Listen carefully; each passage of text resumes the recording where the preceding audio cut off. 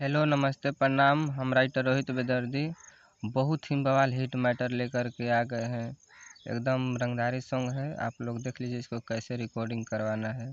और जिनको भी पूरा सॉन्ग चाहिए वो इस नंबर पे कॉल करके अपना पूरा सॉन्ग ले सकते हैं। एक बार आप लोग को गा के सुना दे रहे हैं कि कैसे इसको रिकॉर्डिंग करवाना है। आप लोग इसको रिकॉर्डिंग करवा सकते हैं। देखिए हर कहना के बाटे मजाल रे, को उखाड़ दिबाल रे। हरे कौना के बाटे मजाल रे, को उखाड़ दिबाल रे। बोलेला हमारा भीरी जे ऐठी त धके हो फार दिले।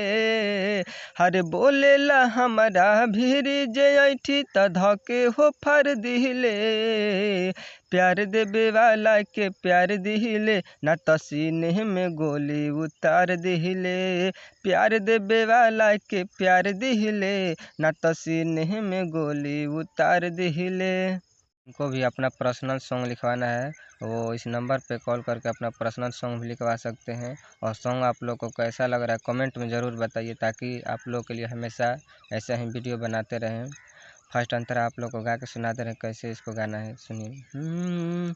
हरे तहनी के चली लछाती रे, बाटे दबंग मोर जाती रे। कौना के बाटे मजाल की धौली, जिला जवाहरी में हाथी रे। हरे बड़े बड़े रंगादारन के हम ही तो हथियार दिले।